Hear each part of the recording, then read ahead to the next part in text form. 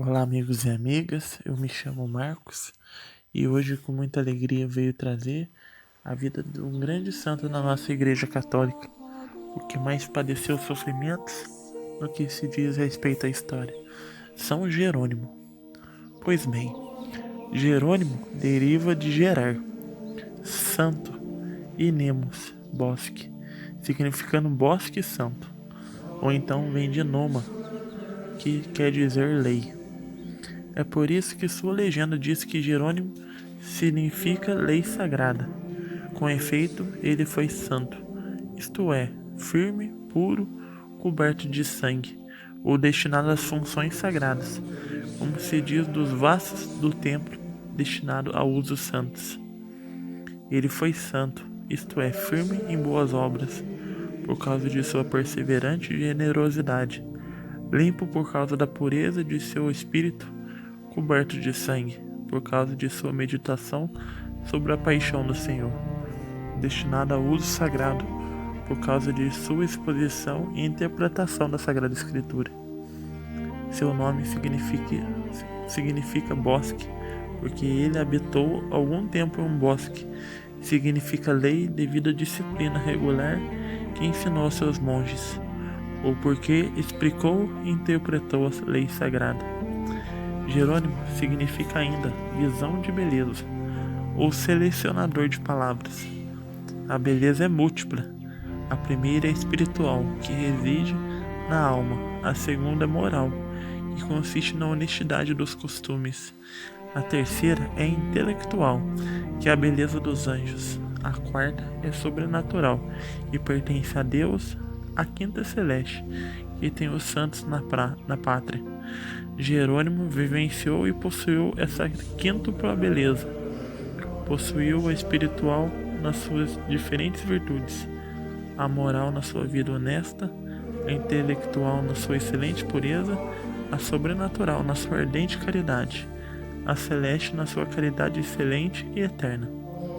Foi selecionador de palavras tanto as ditas por ele quanto pelos outros, em um caso publicado, em outro confirmando as verdadeiras, refutando as falsas e esclarecendo as duvidosas.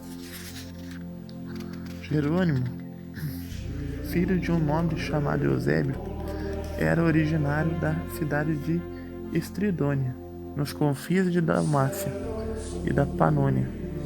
Ainda jovem, foi para Roma, onde estudou as letras gregas, latinas e hebraicas. Seu mestre de gramática foi Donato, e o de retórica e orador Vitorino. Ele se dedicava noite e dia ao estudo das Sagradas Escrituras. Delas tirou com avidez os conhecimentos que mais tarde abundantemente divulgou. Em certa época, ele era conta em carta a Eustáquio, como passava o dia a ler Cícero e a noite a ler Platão, porque o estilo descuidado dos livros dos profetas não lhe agradava, quando por volta de meados da Quaresma foi tomado por uma febre tão súbita e violenta que seu corpo esfriou e o calor vital mal palpitava no seu peito. Já se preparavam seus funerais, quando de repente foi levado ao tribunal do juiz, que lhe perguntou qual era a sua condição, e ele respondeu abertamente ser cristão. Disse-lhe o juiz: você mente, você é ciceroriano, não cristão, pois onde está seu tesouro, ali está seu coração. Jerônimo calou-se imediatamente. O juiz mandou chicoteá-lo com rigor e ele se pôs então a gritar: tenha piedade de mim, Senhor, tenha piedade de mim. Os que estavam presentes rogaram ao juiz que perdoasse aquele jovem. Este fez um juramento: Senhor, se algum dia eu tiver de ler livros profanos, é que eu o renego. Feito o juramento, foi mandado embora e repentinamente voltou à vida. Descobriu que estava banhado em lágrimas e que seus ombros estavam horrivelmente lívidos dos golpes recebidos diante daquele tribunal. Depois disso, ele leu os livros divinos com o mesmo zelo o que antes eu lera os livros pagãos. Tinha 29 anos quando foi ordenado cardeal padre na Igreja Romana. Com a morte do Papa Libério, Jerônimo foi aclamado por todos como digno do sumo sacerdócio, mas como tinha repreendido a conduta lasciva de alguns clérigos e monges, estes, muitos indignados, armaram-lhe em ciladas. Conta João Belete que colocaram uma roupa de mulher no lugar da sua, para zombar dele vergonhosamente. De fato, quando Jerônimo se levantava, como de costume, para as matinas, encontrou ao lado da cama um traje que pensou ser o seu, mas era de mulher. Ali colocando pelos invejosos, e vestido assim foi à igreja. Os rivais haviam feito isso para que se acreditasse que havia uma mulher no seu quarto. Vendo até onde chegava a loucura deles, tirou-se para a casa de Gregório de Naziano, bispo da cidade de Constantinopla. Depois de ter aprendido com ele a literatura sagrada, correu para o deserto e ali sofreu por Cristo tudo o que ele próprio relata a Eustóquio. Com todo o tempo que fiquei no deserto, naquela vasta solidão, abrasada pelo calor do sol, que mesmo para os monges é lugar horrível para morar, eu acreditava estar no meio das delícias de Roma. Meus membros deformados estavam cobertos por um silício que os tornava horrendos. Minha pele ressecada adquiria a cor da carne dos etíopes. Todos os dias se passava em lágrimas e em gemidos, e se algumas vezes um sono repugnante me prostrava, era a terra nua que servia de leito aos meus ossos secos. Nem falo de beber e de comer, pois considerava a água fria e a comida cozida dos doentes um pecado de luxúria, embora eu tivesse por companheiro apenas escorpiões e feras.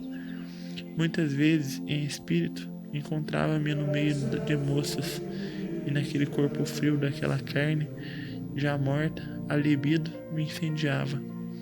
Isso provocava choros contínuos, e eu me submetia a minha carne rebelde a jejum de semanas inteiras.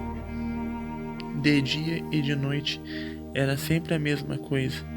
Eu só parava de golpear o peito quando o Senhor me devolvia tranquilidade. Mesmo minha cela me dava medo, como se fosse testemunha de meus pensamentos. Irritava-me contra mim e sozinho embrenhava nos mais ríspidos desertos. Então Deus é minha testemunha. Depois de lágrimas abundantes, às vezes me parecia estar entre os coros dos anjos. Ele assim fez penitência durante 4 anos. Depois voltou a Belém, onde se ofereceu para permanecer como um animal doméstico, junto da manjedoura do Senhor. Relia as obras de sua biblioteca, que reunira com o maior cuidado, assim como outros livros, e jejuava até o fim do dia. Reuniu à sua volta grande número de discípulos e consagrou 55 anos e 6 meses a traduzir as Escrituras. Permaneceu virgem até o fim da vida. Ainda que essa legenda diga que sempre foi virgem, ele escreveu a Pamáquio: prefiro a virgindade no céu, já que não tenho a daqui. No final estava tão esgotado que, para se levantar da cama, a fim de acompanhar como podia os ofícios do mosteiro, precisava segurar-se com as mãos em uma corda presa a um pilar. Certa vez, ao cair do dia, quando Jerônimo estava sentado com seus irmãos para escutar a leitura sagrada, de repente entrou no mosteiro um leão que mancava. Vendo, todos os irmãos fugiram, mas Jerônimo foi a seu encontro como se fosse um hóspede. O leão mostrou que estava ferido na pata, e Jerônimo chamou os irmãos, ordenando-lhes que lavassem a pata dele e procurassem atentamente o lugar da ferida. Assim, fazendo, descobriram que espinhos haviam machucado a planta da pata. Todo cuidado foi dedicado ao leão, que, curado, passou a morar com eles, quase como um animal doméstico. Então Jerônimo percebeu que não era tanto para curar a pata do leão, quanto pela utilidade que disso se poderia tirar, que o Senhor enviara. A conselho dos irmãos, decidiu confiar-lhe a tarefa de conduzi-los ao pasto e proteger o asno, que a comunidade empregava para trazer lenha da floresta. Assim foi feito. O leão cuidava do asno como um hábil pastor. Servia de companheiro que todos os dias ia aos campos com ele e era vigilante defensor enquanto ele pastava. Só o deixava um pouco para procurar seu próprio alimento e todos os dias na mesma hora voltava com ele para casa. Um dia, porém, o asno estava pastando e o leão adormeceu profundamente. Quando passaram por ali mercadores com camelos que viram o asno sozinho e o raptaram. Ao acordar, não achando seu companheiro, o leão pôs-se a correr aqui e ali, rugindo. Enfim, não o encontrou. Voltou muito triste para as portas do mosteiro e, cheio de vergonha, não teve coragem de entrar como fazia habitualmente. Os irmãos, vendo-o voltar mais tarde que de costume e sem o asno, acharam que ele levava pela fome ele comer o animal e não quiseram lhe dar sua ração. Costumeira, dizendo-lhe: vá comer o que sobrou do burrico, vá saciar sua gula. Entretanto, como não estavam certos de que ele tivesse comido o asno, que estava morto, não encontraram nada e foram relatar tudo a Jerônimo, que impôs ao leão a função do asno, trazer nas costas a lenha encontrada e a lenha cortada. O leão suportou isso com paciência. Um dia, depois de cumprida essa tarefa, foi ao campo e pôs-se a correr aqui e ali, desejando saber o que fora feito de seu companheiro, quando viu ao longe chegar negociantes, conduzindo camelos carregados, tendo um asno na frente.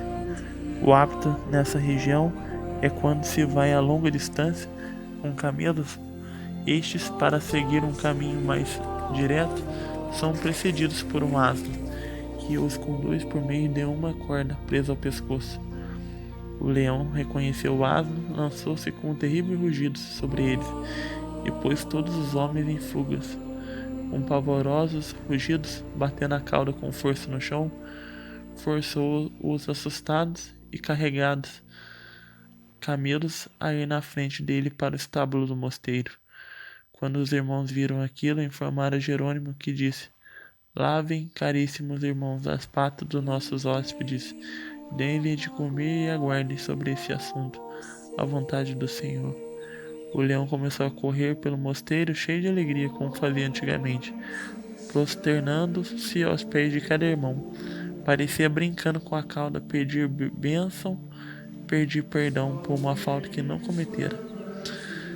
Jerônimo, que sabia o que ia acontecer, disse: irmãos, vão preparar o necessário para os hóspedes que vêm aqui.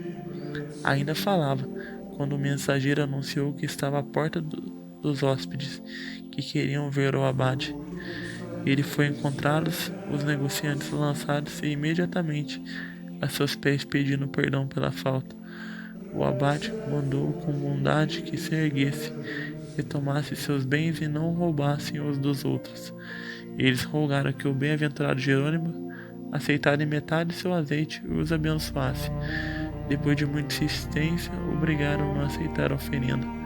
Prometeram ainda dar aos irmãos todo ano uma quantia igual de azeite e impor a mesma obrigação a seus herdeiros. Antigamente, quando um cantava na igreja o que queria, mas o imperador Teodósio, segundo João Belete, pediu ao Papa Damásio que confiasse a alguém toda a tarefa de organizar o ofício eclesiástico. Sabendo que Jerônimo conhecia perfeitamente as línguas grega e hebraica e todas as ciências, encarregou-o dessa tarefa.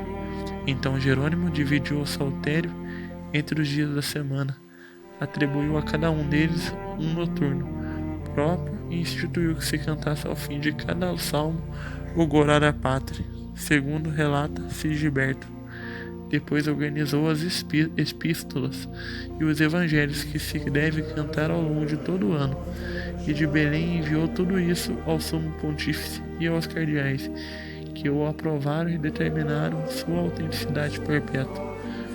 Depois disso, Jerônimo mandou construir um túmulo na entrada da gruta, onde o Senhor foi sepultado, e foi lá que, completado 98 anos e 6 meses, foi sepultado.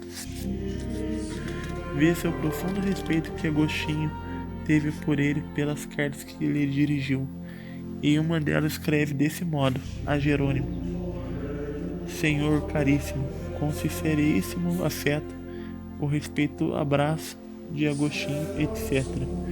Em outro lugar escreve assim sobre ele: o santo padre Jerônimo, muito versado em grego, latim e hebraico, viveu até a idade avançada nos lugares santos, dedicando-se ao estudo das letras sagradas. A celebridade de seus textos resplandece do Oriente ao Ocidente, como a luz do sol. O bem-aventurado Próspero fala que assim dele em suas crônicas. Jerônimo, padre ilustre no mundo inteiro, habitava Belém, onde prestou serviços à igreja, por seu gênio eminente e por seus estudos. Escrevendo a Obigência, ele fala assim de si mesmo: não há nada que eu tenha evitado com tanto cuidado desde minha infância, quanto o espírito de orgulho e altivez de caráter, que atraem a cólera de Deus. Diz ainda: tenho medo das coisas que parecem muito certas. Mais adiante, no mosteiro, exercemos a hospitalidade de todo o coração, recebemos de rosto alegre e lavamos os pés de todos que vêm até nós, exceto os heréticos. Isidoro, no seu livro Etimologias, fala que Jerônimo era perito em 3 línguas, por isso sua interpretação é preferível à dos outros. Ele aprende melhor o sentido das palavras e suas expressões são claras e transparentes, além do que, sendo cristão, sua interpretação é verdadeira. Em um de seus diálogos, Sulpício Severo, discípulo de São Martinho, fala assim de Jerônimo, seu contemporâneo, com essas palavras: independente do mérito de sua fé e de suas virtudes, Jerônimo era instruído no latim e no grego, e mesmo no hebraico, em todas as ciências, de forma que ninguém ousaria comparar-se a ele, cujos combates e lutas contra os maus eram incessantes. Os heréticos odiaram-no porque ele sempre os atacou, os clérigos porque repreendeu seus crimes e sua maneira de viver, mas todas as pessoas de bem admiravam-no e amavam-no. Os que o consideram herético são loucos. Ele está sempre lendo, sempre no meio dos livros, sempre lendo e escrevendo, não repousa nem de dia e nem de noite. Isso disse Severo, conforme suas próprias palavras. Teve de suportar muitos perseguidores e detratores, mas suportou de bom grado essas perseguições, como escreveu a Acela: dou graças a Deus de ser digno do ódio do mundo. Falam de mim como de um malfeitor, mas sei que para chegar ao céu é preciso suportar tanto a boa como a má reputação. Mais adiante continua com essas palavras: queira Deus que, em nome de meu Senhor e da justiça divina, toda a multidão dos infiéis me persiga. Queira Deus que o mundo se erga com a dureza para me ofender. Espero apenas uma recompensa, merecer os elogios de Cristo e a realização de suas promessas. É agradável e mesmo desejável ser posto à prova quando se pode esperar o prêmio de Cristo no céu. As graves maldições são compensadas pelos louvores divinos. Ele morreu por volta do ano de 398. Muito bem, meus irmãos e irmãs, essa é mais uma vida de um santo da nossa Igreja Católica, entre muitos outros santos. Pedimos nessa noite que o Espírito Santo, como a intercessão de São Jerônimo, venha habitar na nossa vida, trazendo para nós, com a graça da Virgem Maria, o fim da pandemia e de todas as doenças físicas e espirituais. Por isso rezemos a Ave Maria, pedindo esta graça. Ave Maria, cheia de graça, o Senhor é convosco, bendita sois vós entre as mulheres, e bendito é o fruto do vosso ventre, Jesus.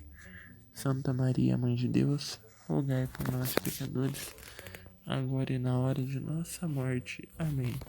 São Jerônimo, rogai por nós. Nossa Senhora Aparecida, rogai por nós. Muito obrigado pela sua presença, pela sua humilde presença no nosso canal. Fique com Deus, até o próximo vídeo.